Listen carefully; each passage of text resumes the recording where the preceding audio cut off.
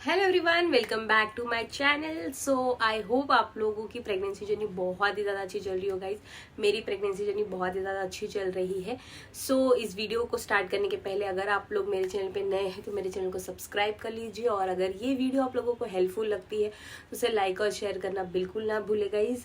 तो चलिए आज का टॉपिक शुरू करते हैं। तो आज के टॉपिक में ये हम डिस्कशन करने वाले हैं कि प्रेगनेंसी के दौरान देखिए थर्ड ट्राइमेस्टर में कमर में दर्द होना, कूल्हे में दर्द होना, और आप लोगों के क्या कहते हैं कि बहुत ज़्यादा जांघों में दर्द होना शुरू हो जाता है, जो कि बहुत ज़्यादा नॉर्मल है।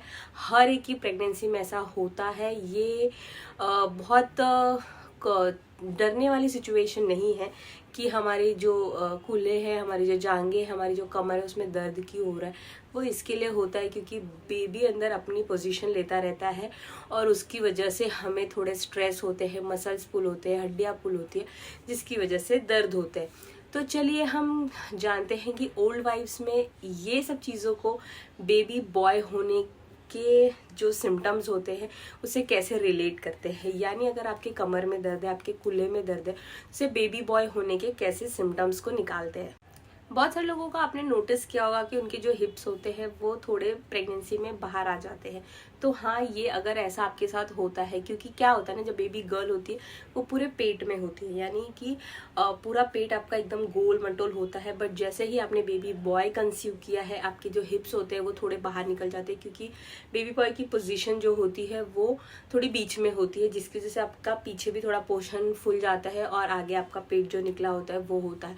तो यहाँ पे अगर आपके हिप्स थोड़े से बाहर निकले हैं पीछे की तरफ से, ये कूल्हे, और यहाँ पे आपको कमर में दर्द हो रहा है और आपकी जांघों में दर्द है, यानी पूरा प्रेशर पड़ा है आपकी जांघों में, तो यहाँ पे बेबी बॉय होने के ये सिम्टम्स है। यानी कि जब आपके कूल्हे थोड़े से बाहर निकल जाते हैं, क्योंकि देखिए पहले जो देखो सोनोग्राफी नहीं थी ना ही अल्ट्रासाउंड से, तो जो दाइमा डिलीवरी कराती थी ना, वो बहुत सारों की प्रेगनेंसी देख चुकी रहती हैं, बहुत सारों के सिम्टम्स रिलेट कर चुकी रहती है। उन्हें पता होता है कि इसे बेबी बॉय होने वाला है, इसे बेबी गर्ल होने वाली है।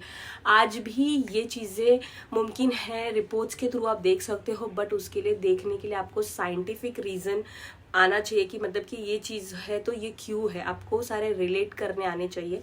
आज की जो प्रेगनेंसी के जो रिपोर्ट्स आते हैं, जो सोनोग्राफीज होते हैं, जो अल्ट्रासाउंड्स होते हैं, उनसे आप निकाल सकते हो, बट वो आपको रीड करने नहीं आती। इसके लिए आप वहाँ पे चूक जाते हो। डॉक्टर्स को भी हमें बताना अलाउड नहीं है इंडिया में, तो हम वहाँ पे चूक जाते हैं चीज़ों को परखने में कि हमारे रिपोर्ट्स में हमें क्या चीज़ें देखनी है, क्या नहीं देखनी है।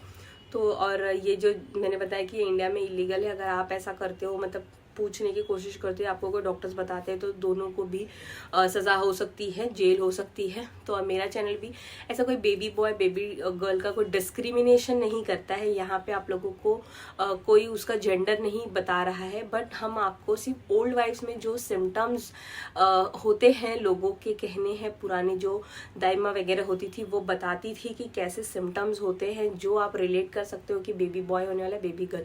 तो वही वहाँ पे बोला जा सकता है। जो पॉस्चर होता है एक लेडी का प्रेगनेंसी के दौरान, यानी थर्ड ट्राइमेस्टर में ज़्यादातर वो चीज़ें दिखती हैं, मोस्टली 7 और 8 मंथ में, ज़्यादा 9 मंथ में इतनी नहीं दिख के आती हैं, क्योंकि 9 मंथ में आपका पेट है ना वो ऑलरेडी आगे की तरफ आ जाता है, नीचे की तरफ झुक जाता है, तो वहाँ पे आप इतना ज़्यादा प्रेडिक्शन नहीं कर सकते हो। बट 7 8 मंथ में, 6 मंथ में भी आप इतना प्रेडिक्शन कर सकते हो कि आपके हिप्स अगर बाहर की तरफ निकले हैं, आपकी कमर में ज़्यादा दर्द है, आपकी जांघों में ज़्यादा दर्द है, तो ये बेबी बॉय होने के बहुत ही सटीक लक्षण है। बहुत सारे लोगों के साथ ये होते हैं। आपने देखा होगा कि एकदम दुबले पतले लोग होते हैं, उनके हिप्स बाहर आए रहते हैं प्रेगनेंसी के दौरान और पेट आगे थोड़ा ही निकला रहता है, तो यहाँ पे ये बेबी बॉय होने के सिम्टम्स है गाइज।